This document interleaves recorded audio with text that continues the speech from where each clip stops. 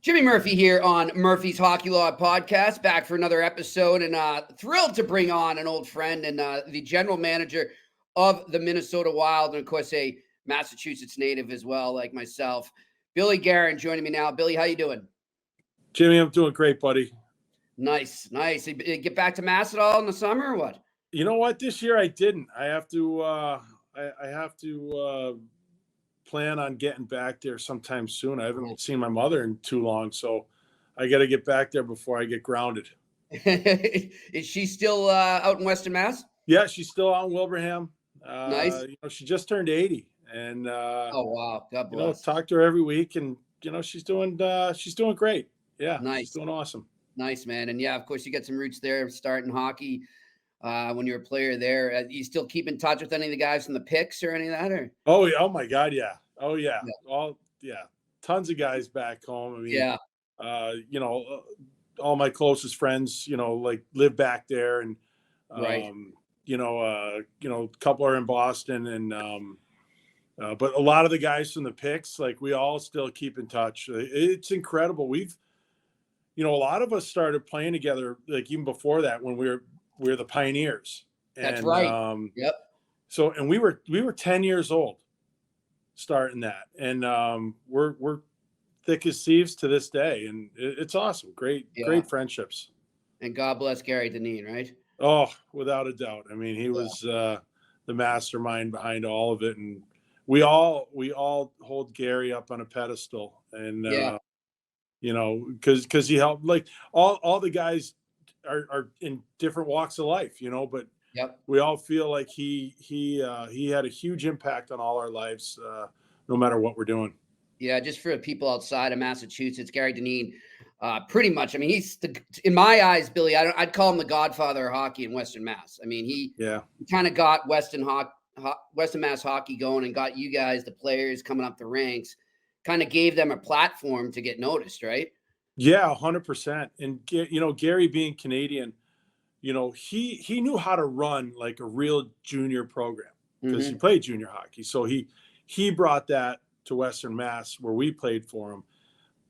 But now you see, a lot of the different junior leagues and things like that. And there's one in Boston, and I think that all stemmed from what the picks were doing. And the other teams it was an old league called the New England Junior Hockey League. Yes. And everything that they're doing today stems from that. I mean, it was the picks. It was the Fitchburg Wallopers, the Boston Braves, Milford Blues. Like it was crazy, but it was a great league. And Gary was the brains behind all that. Yep, it is. It's interesting. Well, listen, let's get talking about the Minnesota Wild here. A team I think a lot of people have some high expectations for, Billy. And I think since you've been there, I feel like every season you go into, those expectations are rising. How is the core of this team developing in terms of handling that and knowing they can't forget their roots? They still gotta do what they have to do to get where they are now. Yeah, I mean, I think they're handling it really well. Since I've been here, we've made a lot of changes. And then there's some guys that have been here for a long time that really put their heart and soul into this. And every year we do raise expectations, and you know what? They love it. They want that. We don't just want to be great. We want to win. And that's why we're here. That's why we do this. It's not just to play, and it's not to make money. It's to win. The players get to play, they do get to make money, and that's great. But the reason we're all in the National Hockey League is to win a championship. And that's what we're striving for. When you got there, Billy, I know you came from the Penguins at the time. What was I guess it's a, pretty difficult question, could become a deep question, but what was your if you can sum it up in a short way, what was your plan going in? What did you want to do immediately to start to reach the goals you had? Immediately, the honest answer is nothing, Really? because I wanted to just step back and see how everything was done here. It was actually, so I got the job late. I got it in August, Hmm. and everybody was like, "Oh, you don't have time to do anything or this." I didn't want to.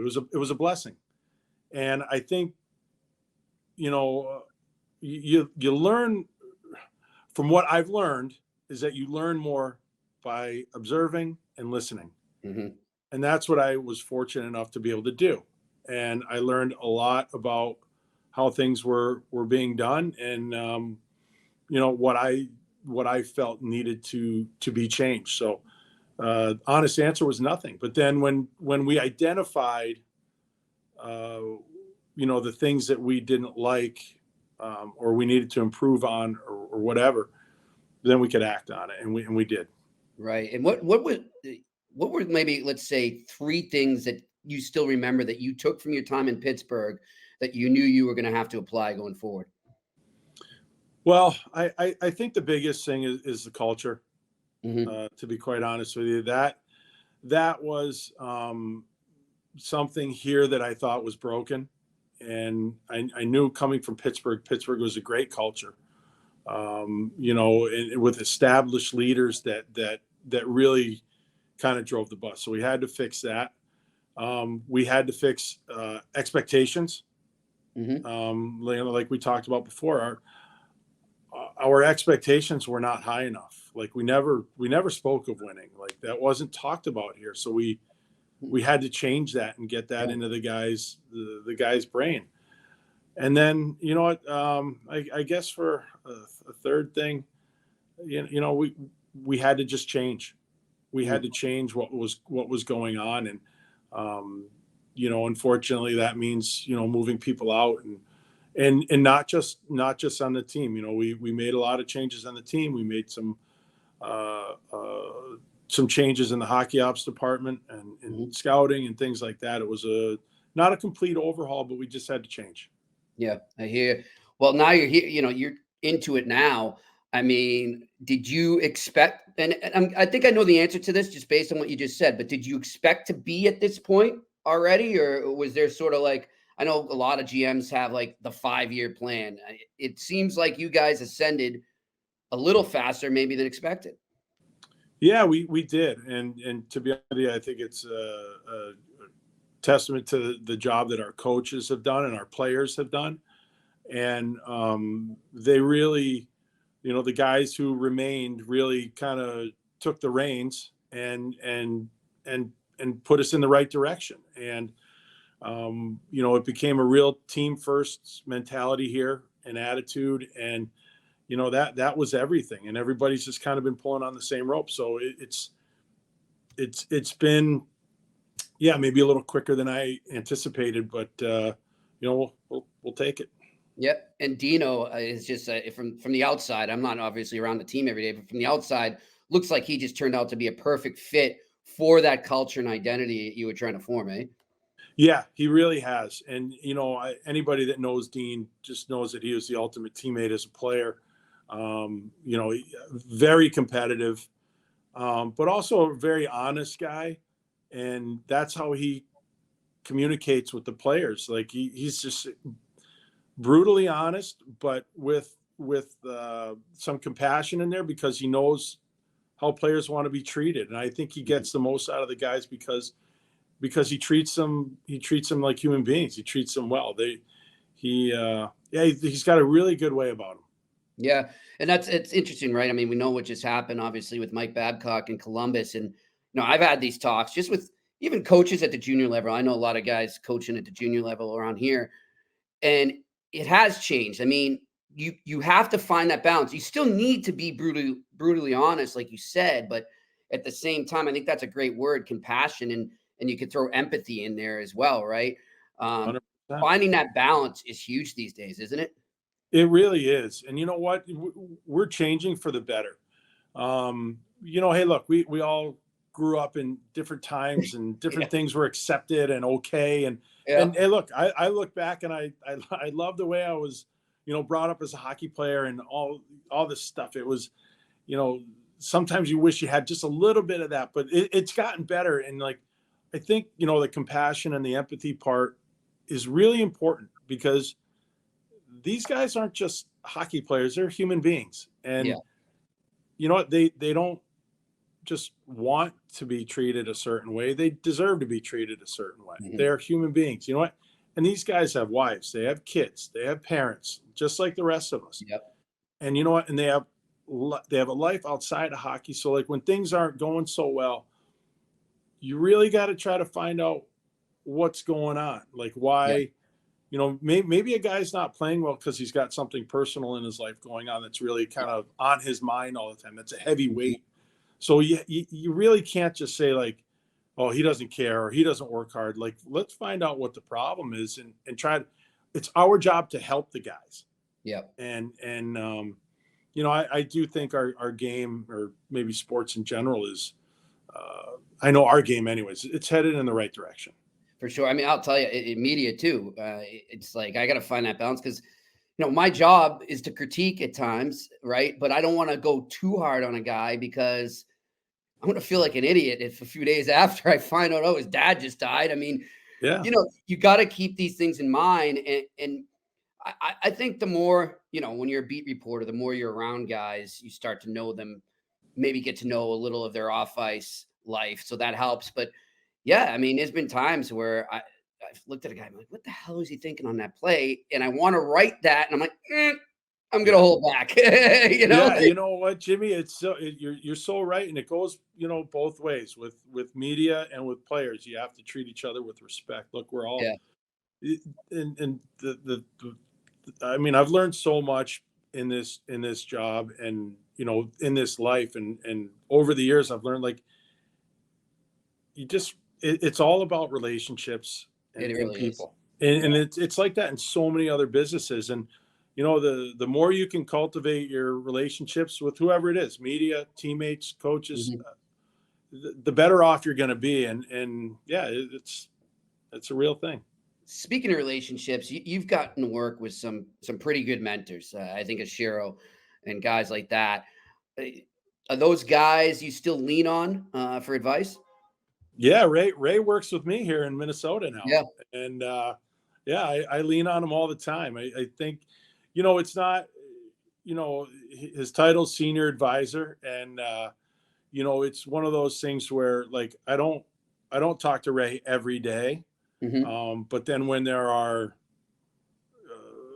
kind of pressing things or kind of crunch time, like he always sits next to me at the trade deadline because he's been through way more of them than I have. And Uh-huh. things like that, where I can just kind of lean on him or bounce things off of him. And I mean, he's got so many years of experience that it's a luxury for me to have him around. Yeah. And I did learn from a lot of guys. I had Jim Rutherford in Pittsburgh as well, but I got to work with like Tommy Fitzgerald and, Yeah. Jason Botterill and, just a bunch of guys, even like, guys like Randy Sexton and, Dan McKinnon, who's in Jersey with Fitzy. I had to learn all these, ins and outs of hockey operations and what it took to put a team together. So I had a bunch of guys that really mentored me along the way. And what about just, you came in right as the cap was really starting to play a huge role in managing, in trade deadlines, in drafts and all that. What was that like when you were first starting off, kind of learning how to maneuver underneath the salary cap, whereas you didn't have to play under that, but now as a manager, you have to manage under it? Yeah, I played About 5 years, right? I No? played 5 years in the cap Yeah, world. Yeah. So I saw a little bit of it, but you're really only paying attention to your own personal, exactly. Yeah. as a player. But, I've learned a lot of it, and I learned a lot of it in Pittsburgh. Uh-huh. I continue to, get better at it. But the most important thing is having extremely smart people around you and that's their expertise. And I have Chris O'Hearn here, who actually, while he was getting his law degree at New England School of Law, was a stick boy for the Bruins. Yeah. And Chris is why do I know that name? Yeah. Yeah, Chris is originally a Winnipeg native, but moved down to Arizona with the team because his dad was assistant GM there. So he was a stick boy there. Really bright guy. And yeah, he got his law degree out there. And while he was getting his law degree, he was working game nights for the Bees. And he's just a brilliant young guy. And I lean on guys like him and Matt Sells, who does our analytics, and Mike Murray, who runs Iowa for us. All three of them are lawyers, which is great. So I'm always in good hands.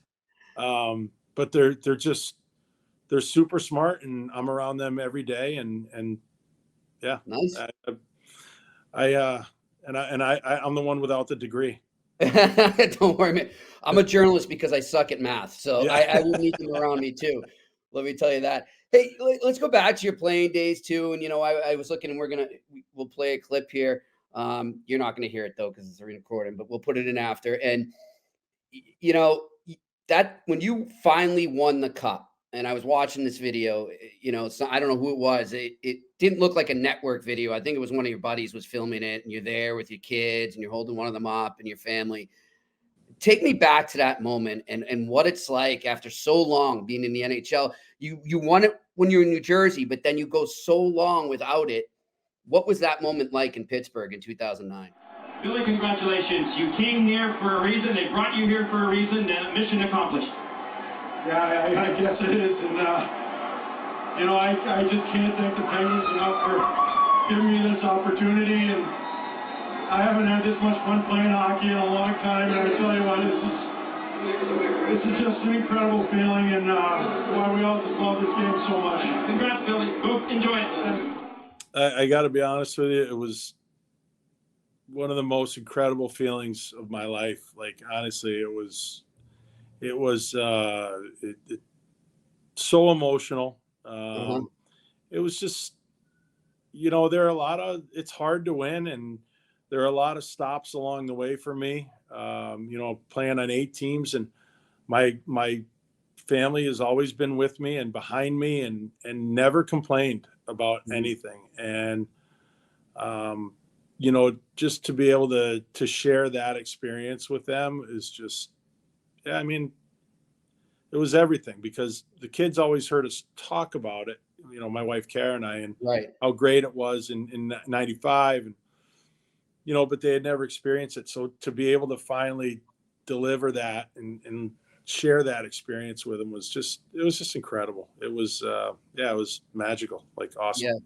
It's interesting, right? Because I think young guys, when you win it so early, it's just a natural tendency, I think, that you're going to think, oh, well, we'll get here again. This is good. I can deal with it. And then it's like, whoa, what happened there? 10 years later, you're like, whoa, I thought this was going to be an every year occurrence here. And yeah. So yeah, I just remember when you won it too. I was so happy for you. But I think it was last year, the year before, I was talking to, because I covered Tyler Seguin his first year, and he won it in his first year with the Bruins. Hasn't won it since. And he said that to me. He's like, man, you just don't realize when you're so young and you win it that early, how damn hard it is to win. And I guess that's a great lesson for you to convey to young kids that you're bringing into your team, I imagine too. Yeah. I totally agree with him in that you don't realize how precious it is and how hard it is to get there. Yeah. You don't know what's going to happen. You don't know. Like, I was on some really good teams too, like especially in Dallas. I mean, we had a huge payroll. We had a bunch of stars that just didn't come together. Yeah. Like we didn't even get a sniff. Like, everybody else is out there trying to win. You don't know like what injuries, or if you get traded, or, you just don't know. And it was a long 14 years. Yeah. For me anyways, it was, yeah. And that was always, as I got older, that was the goal to get back to a Stanley Cup contender. And it's what it's all about, man. It's an incredible feeling. And then look where it led. Right to your job in Pittsburgh, to this. It's that trade to the Penguins changed my life. It changed the course of my life. And I believe if I wasn't traded to Pittsburgh, that maybe I wouldn't be a general manager right now. Yeah. It gave me. I owe the Pittsburgh Penguins nothing. They owe me nothing. Yeah. They have given me everything, like just that trade alone was amazing. Yeah. Hey, let's switch gears now to the future and the present future.